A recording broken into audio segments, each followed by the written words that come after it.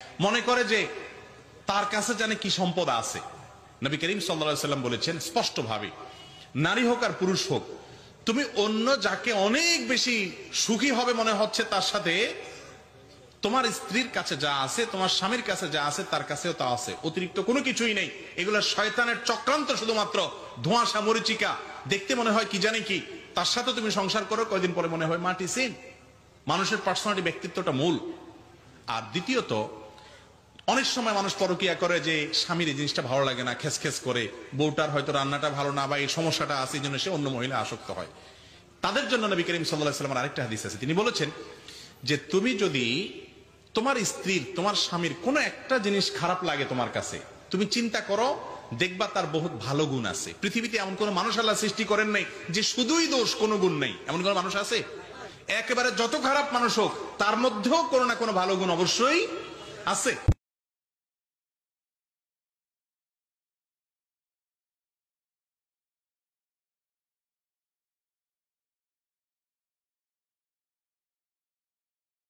আর বদনাম এমন একটা নোংরা জিনিস, ভালো মানুষকেও খারাপ বানায় দেয়। সেটা কি? আপনি একজন চুরি করে নেয়, তাকে যদি আপনারা সবাই মিলে এক সপ্তাহ চোর ডাকেন, সে পরের দিন কি বলবে জানেন? চুরি না করে যেহেতু চোরই হইলাম, যা কালকে থেকে আমি চুরিই করলাম। স্বামী স্ত্রী দেখবেন একজন আরেকজনের দোষ খুঁজে খুঁজে সংসারে শান্তি আনতে চায়, জীবনেও সম্ভবপর নয়। প্রত্যেকটা কিছুর একটা সাইকোলজিক্যাল সিস্টেম আছে, আর ইসলাম এত সুন্দর প্রত্যেকটা সাইকোলজিক্যাল সেক্টরে গিয়ে কাজ করেছেন। আল্লাহর কাছে প্রিয় হতে হলে স্ত্রীর কাছে আগে প্রিয় হতে হয়। এটা অনেকেই বুঝে না। অনেকে মনে করে আমি নামাজ পড়বো, রোজা রাখবো, স্ত্রীর সাথে যাচ্ছে তাই আচরণ করব, হয়তো আমি আল্লাহর কাছে প্রিয় হয়ে চালচালায় জান্নাতে চলে যাব। কঠিন কালে এটা সম্ভব নয়। প্রিয় ভাই, মনে রাখবেন আল্লাহর হাবিব আপনার ব্যাপারে বলে গিয়েছেন, খায়রুন নাস মান ইয়ানফাউন নাস, তোমাদের মধ্যে আল্লাহর কাছে ওই ব্যক্তি সবচেয়ে সেরা যে ব্যক্তি তার স্ত্রীর কাছে সেরা। স্বামী স্ত্রীর সম্পর্কে এই 5টি নিয়ম মেনে চললে ঝগড়াও হবে না, দূরত্বও বাড়বে না। 1.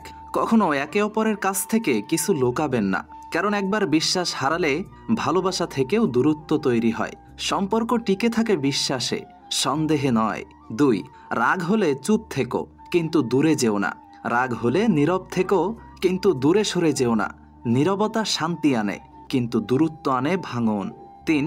কখনো পুরনো ভুলগুলো টেনে আনবেন না। সবাই ভুল করে, কিন্তু ক্ষমা যারা করে তারাই ভালোবাসতে জানে। পুরনো কথা মনে রাখলে নতুন সুখ আসে না। 4. অন্যের সামনে একে অপরকে কখনোই ছোট করে কথা বলবেন না। ভালোবাসার মানুষকে সম্মান দাও, কারণ অপমান করলে ভালোবাসাও একদিন মরে যায়। 5.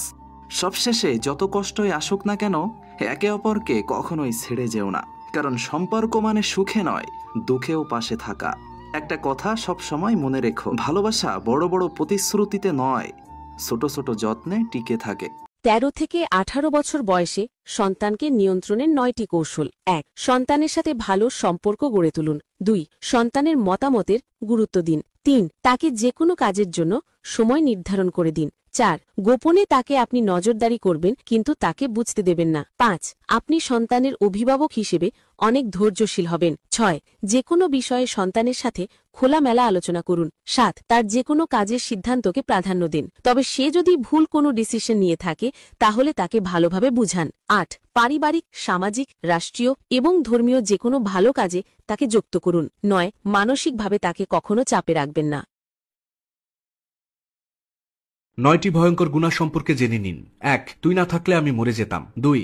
ভাগ্যই খারাপ, আমার কিছুই হয় না। 3. সেই ছেলেটাও তো এমন করেছে। 4. আল্লাহ যাই করুন আমি ওকে জীবনে ক্ষমা করব না। 5. আমার গুনাহ এত বেশি, আল্লাহ কি ক্ষমা করবেন? 6. এটা তার কপালে ছিল, কিছুই করা সম্ভব ছিল না। 7. আমার কপালই খারাপ, সব শেষ। 8. বড় না থাকলে আমি অনেক সুখে থাকতাম। 9. আমি নামাজ না পড়লেও কি হবে, আমার ঈমান ঠিক আছে।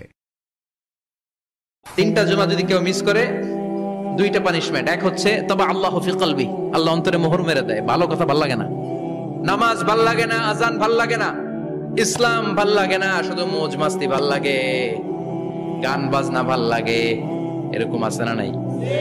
জুমার নামাজে যায় না। আরেকটা হলো কুতিবা মিনাল মুনাফিকিন, মুনাফিকদের খাতায় নাম তুলে দেয়। আল্লাহ হেফাজত করো। আর জোরে পড়েন আমিন।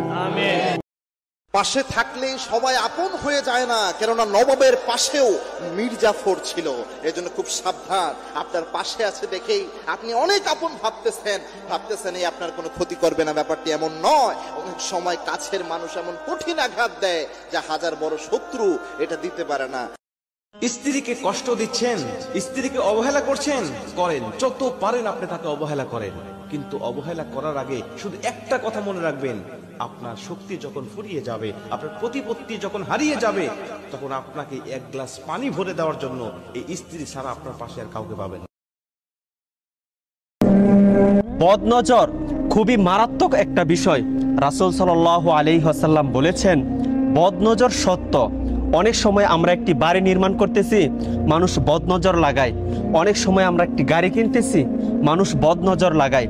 আর এই বদনজর থেকে বাঁচার জন্য রাসূল সাল্লাল্লাহু আলাইহি ওয়াসাল্লাম আমাদেরকে খুব সুন্দর একটি আমল বলে দিয়ে গেছেন। এই আমলটা যদি আপনি করতে পারেন, ইনশাআল্লাহ আপনি 100% বদনজর থেকে বাঁচতে পারবেন। এই আমলটা হলো, প্রথমে সূরা ইখলাস 3 বার পাঠ করবেন, তারপরে সূরা নাস 3 বার পাঠ করবেন, অতঃপর সূরা ফালাক 3 বার পাঠ করবেন, তারপরে 4 নম্বরে আয়াতুল কুরসি প্রতিদিন 1 বার করে পাঠ করবেন। এই আমলটা যদি আপনি প্রতিনিয়ত করতে পারেন, ইনশাআল্লাহ আল্লাহ তাআলা আপনাকে বদনজর থেকে হেফাজত করবেন। আর এই ভিডিওটি সর্বোচ্চ শেয়ার করে দিবেন, অনেক ভাই বোনদের জন্য উপকারে আসবে ইনশাআল্লাহ। আমি স্ত্রীদেরকে বলবো, আপনি আপনার স্বামীকে কি উপহার দিবেন, স্বামীকে কোন জিনিসটা উপহার দিলে স্বামী সবচেয়ে বেশি খুশি হয়ে জানেন?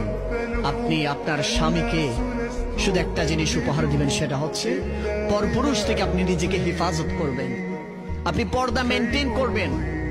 এর চেয়ে বড় আপনার স্বামীর জন্য উপহার হতে পারে না।